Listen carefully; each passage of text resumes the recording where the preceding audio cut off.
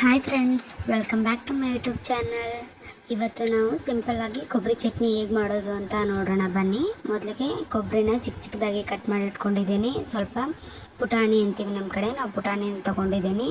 ಮತ್ತು ಸ್ವಲ್ಪ ಬೆಳ್ಳುಳ್ಳಿ, ಒಂದು 3-4 ಹಸಿಮೆಣಸಿನ್ಕಾಯಿ, ನಿಮ್ಗೆ ಖಾರ ಎಷ್ಟು ಬೇಕು ನೋಡಿ ಅಷ್ಟನ್ನು ನೋಡ್ಕೊಂಬಿಟ್ಟು ನೀವು ತೊಗೊಳ್ಳಿ. ಮತ್ತು ಸ್ವಲ್ಪ ಜೀರಿಗೆ. ಈ ಎಲ್ಲನೂ ನಾನು ತೋರಿಸಿರೋ ಇಂಗ್ರೀಡಿಯೆಂಟ್ಸ್ನ ಮಿಕ್ಸಿಲಿ ಹಾಕಿಬಿಟ್ಟು ಸ್ವಲ್ಪ ಉಪ್ಪು ಮತ್ತು ಸ್ವಲ್ಪ ನೀರು ಹಾಕಿಬಿಟ್ಟು ಫೈನಾಗಿ ಗ್ರೈಂಡ್ ಮಾಡ್ಕೊಳ್ಳಿ. ಕೆಲವೊಂದಿಷ್ಟು ಜನಕ್ಕೆ ಕೊಬ್ಬರಿ ಚಟ್ನಿ ಅನ್ನೋದು ಕೊಬ್ಬರಿ ತರಿಯಾಗಿದ್ದರೆ ಇಷ್ಟ ಆಗುತ್ತೆ, ಕೆಲವೊಂದಿಷ್ಟು ಜನಕ್ಕೆ ಸಣ್ಣ ಆಗಿದ್ದರೆ ಇಷ್ಟ ಆಗುತ್ತೆ. ಸಣ್ಣ ಆದಷ್ಟು ಚೆನ್ನಾಗಿರುತ್ತೆ. ಸೊ ಹಾಗಾಗ್ಬಿಟ್ಟು ಎಷ್ಟು ಸಣ್ಣ ಮಾಡ್ಕೋತೀವಿ ಅಷ್ಟು ಚೆನ್ನಾಗಿ ಬರುತ್ತೆ ಟೇಸ್ಟು. ಸೊ ಹಾಗಾಗ್ಬಿಟ್ಟು ನೋಡಿ, ತರಿಯಾಗಿ ಮಾಡ್ಕೊಳ್ಳೋರು ಮಾಡ್ಕೊಳ್ಳಿ. ನಾನು ತರಿಯಾಗಿ ಮಾಡಿರೋದು. ಸಣ್ಣಾಗಿ ಮಾಡಿದರೆ ಇನ್ನೂ ಚೆನ್ನಾಗಿ ಬರುತ್ತೆ. ಅದಾದಮೇಲೆ ನಾವು ಗ್ರೈಂಡ್ ಮಾಡಿ ಇಟ್ಕೊಂಡಿರೋದನ್ನು ಸೈಡಲ್ಲಿ ಇಟ್ಕೊಂಡು ಏನಂತಾರೆ, ಗ್ಯಾಸ್ ಮೇಲೆ ಒಂದು ಪಾತ್ರೆ ಇಟ್ಕೊಂಡ್ಬಿಟ್ಟು ಅದಕ್ಕೆ ಒಂದು ಸ್ವಲ್ಪ ಆಯಿಲ್ ಹಾಕಿಬಿಟ್ಟು ಒಂದು ಸ್ಪೂನ್ ಸಾಸಿವೆ ಹಾಕ್ಕೊಂಡಿದ್ದೀನಿ. ಜೀರಿಗೆ ಹಾಕೋ ಅವಶ್ಯಕತೆ ಇಲ್ಲ, ಯಾಕಂದರೆ ನಾವು ಆಲ್ರೆಡಿ ಜೀರಿಗೆನ ನಾವು ಮಿಕ್ಸಿಗೆ ಹಾಕಿರ್ತೀವಲ್ವ.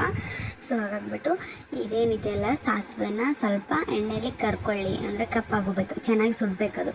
ಆಮೇಲೆ ಅದ್ರ ಜೊತೆಗೆ ಒಂದು ಸ್ವಲ್ಪ 10-12 ಎಲೆ ಕರಿಬೇವನ್ನು ಹಾಕ್ಕೊಳ್ಳಿ. ಅದು ಸ್ವಲ್ಪ ಸುಟ್ಟಾದಮೇಲೆ ಗ್ಯಾಸ್ನ ಆಫ್ ಮಾಡಿಬಿಟ್ಟು ನಾವೇನು ಗ್ರೈಂಡ್ ಮಾಡಿರ್ತೀವಲ್ಲ ಅದು ಮಿಕ್ಸರ್, ಅಂದರೆ ಏನು ಅಂತಾರೆ, ಕೊಬ್ಬರಿ ಮಿಕ್ಸರ್ನ ಅದಕ್ಕೆ ಹಾಕ್ಕೊಂಡ್ಬಿಟ್ಟು ಚೆನ್ನಾಗಿ ಕಲಿಸ್ಕೊಳ್ಳಿ. ನೋಡಿ, ನಿಮ್ಗೆ ಎಷ್ಟು ನೀರು ಬೇಕೋ ಅಷ್ಟು ನೀರು ಮತ್ತು ಉಪ್ಪನ್ನ ಹಾಕ್ಕೊಂಡ್ಬಿಟ್ಟು ಕಲಿಸ್ಕೊಂಡ್ರೆ ಸಿಂಪಲ್ಲಾಗಿ ಹೊಸದಾಗಿ ಏನು ಅಡುಗೆ ಕಲಿತಿರ್ತೀರಲ್ವ ಅವ್ರಿಗೋಸ್ಕರ ಇಡ್ಲಿ ಜೊತೆಗೆ ಚಟ್ನಿ ರೆಡಿ ಆಗುತ್ತೆ.